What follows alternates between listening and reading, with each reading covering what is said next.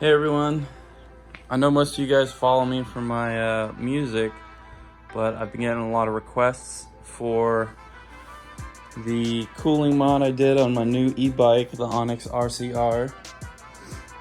So I'm gonna go over some quick components and like tips on how to make this thing work and keep your RCR cool on hot summer days. My main goal going into this was to not only keep this under budget, but also make this as uncomplicated as possible, which is why I opted for a USB powered pump here. This is a 5-volt USB powered, I believe this is for a terrarium or an aquarium of some kind, as opposed to an actual like PC made pump, because those are 12 volt. So in order to power this thing, I figured that since the USB that actually powers the handlebars here is pretty much useless when it comes in stock, you can alter it, but I did not want to feed off my 23 amp hour battery, which is already pretty low on range compared to some other batteries. So I had the idea to get one of these babies.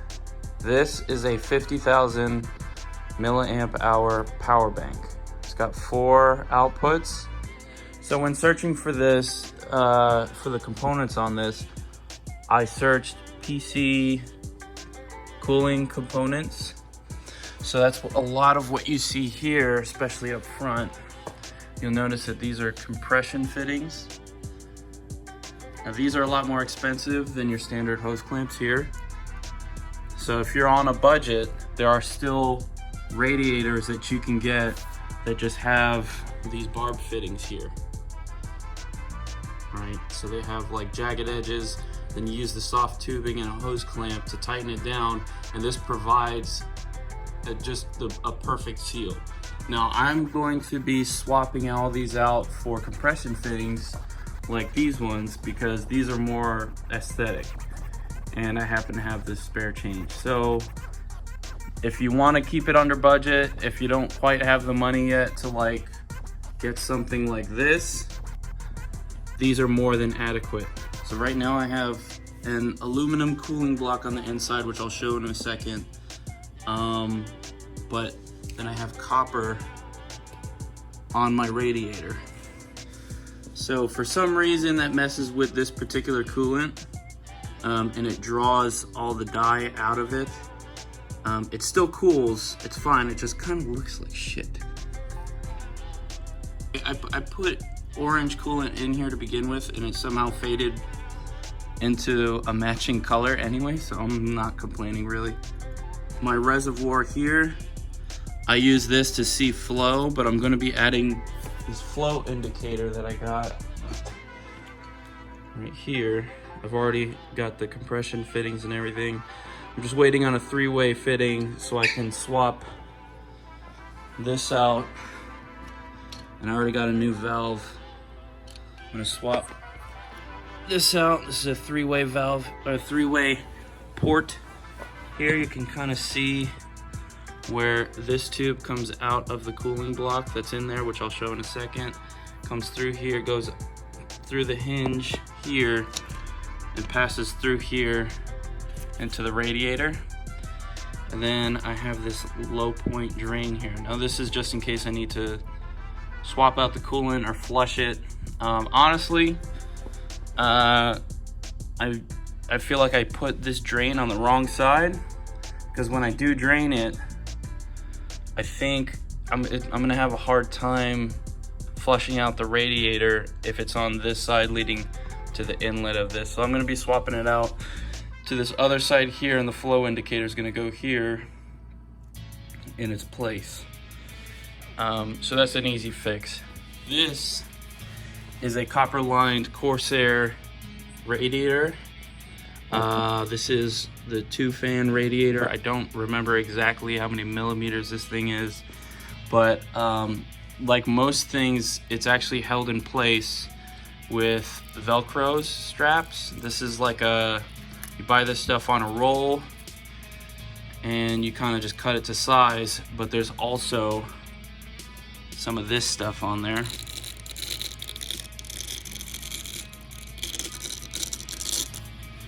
So this is Velcro tape, heavy duty Velcro tape that holds up to 15 pounds. It says it holds up to 15 pounds, doesn't say per square inch or whatever, but this stuff is pretty heavy duty. I have not had anything come loose since using it, and it actually holds it, this heavy brick-like thing onto my battery cover here. This will not move, and it's actually pretty difficult if you decide you want to steal this. All right, let's take a look inside. So before I do that, you'll notice that I actually do have air vents here. I did my testing by stuffing paper towels in these scoops. I really didn't need a liquid cooling mod for where I'm at. I just kind of did this for fun, and I thought it'd be a cool idea to share with people. But these are more than adequate, and using these in conjunction with each other, I rarely ever get over 90 degrees on my motor controller. And I have not seen 100 since I started using this. So, all right, I'm gonna pop this cover off and I'm gonna show you guys what this looks like on the inside. All right, let's take a look.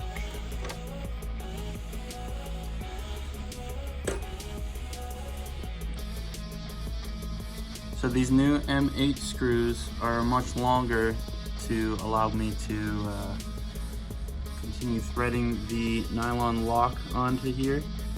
See how these nuts actually have the extra metal here. There's actually a nylon collar on the inside, and that helps lock it in place. The old ones are a little too short for that. So this is where I have my, you'll see my right back there, that piece of metal you can see, that is my probe. It sits right on top of this this flat part of the motor controller here. So that's where I'm monitoring all my temps. It's actually a meat thermometer with a dual display.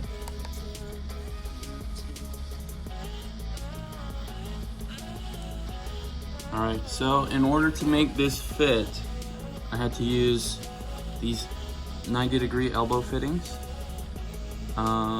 There are nicer ones that you can swap out for compression fittings. They actually take up a lot more space. They're bigger. So the hose clamps work just fine. And as you can see, my the fact that this is an aluminum block and this is copper. Actually, I'm not sure if the copper itself has anything to do with it. It's actually more to do with the fact that there's aluminum here. Apparently the coolant, if you buy, I think it's View. I don't remember what brand exactly. It's on the shopping list, but there are plenty of other good brands that you could get. Apparently the way that they formulate their coolant, it doesn't play well with aluminum. So be aware of that. They do make copper cooling blocks. They're very hard to find, at least for me anyways. I've been using Amazon for everything. I managed to find one that's about the same size, and I'm waiting for it right now. It's taken like 2 weeks to actually ship.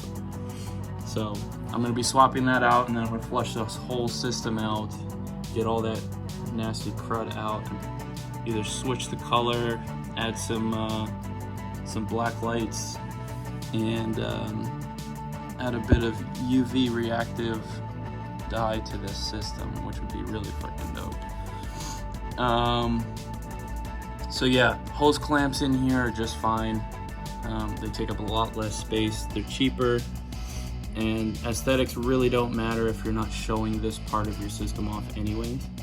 So save a couple bucks and use these hose clamps. They work just fine. I had to attach these with a drill just to make sure that they were tight enough. I didn't actually have a proper screwdriver, but you could probably get it done with your own screwdriver. To cut everything to size, I really just kind of attached one side of each hose, connected to the next component, and just snipped where I needed it. To prevent kinking, you're definitely going to want some of these fittings here. Basically, the way that this whole system works is that it pulls the coolant from the reservoir into this part of the pump here. It's discharged here, forced into the cooling block. I believe it's, yeah, so it comes from this side, goes into that side of the block, and there are little zigzags through the block to slow down the flow and allow it to pick up all the heat coming off of this motor controller. This motor controller, when I'm riding around in Seattle, even with my my air cooling, I was still seeing close to 150 on like an 80-degree day. And that's just because of how poorly this is normally ventilated and how quickly this thing heats up. I keep mine in torque mode at the moment. I'm waiting for a light speed battery to bump up to Champ and Sicko. So I'm not sure how well it's going to work in those modes, this whole cooling system, but I think from the results that I'm already getting with torque mode, I think it'll be just fine once I switch over. This actually inadvertently cools the bottom of the battery as well, because of how it's sandwiched in here. This plate heats up slightly, and it's drawing a little bit of heat off of the battery. I do see it, but it's more dramatic with this component, which is this one it heats up a lot more than my battery anyways, so that's fine with me. The heated coolant comes out of this port here, shoots down around here, passes through this loop here, and then it goes into the radiator, and the same kind of thing happens as in the cooling block, where it like splits up into smaller flow channels, and as the air flows through here, your hotter coolant is cooling down as it's passing through, comes down and back up into the outlet, and now it's cold again, goes back into the reservoir, into here, into the pump, and then back through there. And it's as it cycles, it's basically drawing off heat and sending it through the radiator and just cooling it off and getting rid of it. So that's why this system works so well. As long as you properly seal it, make sure you test like how tight you need to make your hose clamps. Make sure you have the right size hose clamps when you're doing this, or you could potentially cause a leak in here. And normally the PC coolants are non-conductive, but you don't want a mess in here. This would be a nightmare to clean up anyways. Make sure that everything's sealed properly. I didn't need any O-rings except for the ones that were already supplied with the compression fittings. These seal just fine if you want to use compression fittings, but these hose clamps work well as well. If you're going to use hose clamps, you must have barb fittings. You cannot use anything other than barb fittings. If you have like a smooth fitting, that you're kind of risking a leak there. Barb fittings are meant to work well with these hose clamps. I guess for my last trick, I'll show you guys how this thing actually runs. So I got my power bank here. Normally it sits on top of the battery cover. This is a discharge of 5 volts, which perfectly matches my pump. And this thing's already on. Yep, I guess so. I don't know if you heard that, but the pump just activated. As you can see, we have some good flow in there. That shit looks so gross. I can't wait to flush this thing out and get something a little nicer looking in there. Still waiting on that new fitting.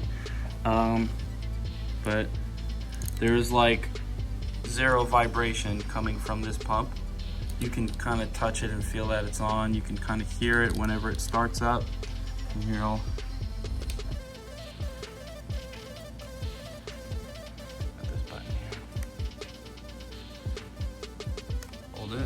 right, then tap it once. And there you go. She's on. And that's my liquid cooling system. If anyone has any questions, just leave them in the comments. If you guys have any ideas of how I can improve this, go ahead and let me know. I'm very amateur at this. This is my first attempt at ever building a cooling system at all. I've never built PC components, so it's easier than it looks. I have an Amazon shopping list if you want to look up any of the parts I have. If you want to make suggestions, leave them in the comments as well, and I'll add them to the list. All right. Good luck. Stay cool.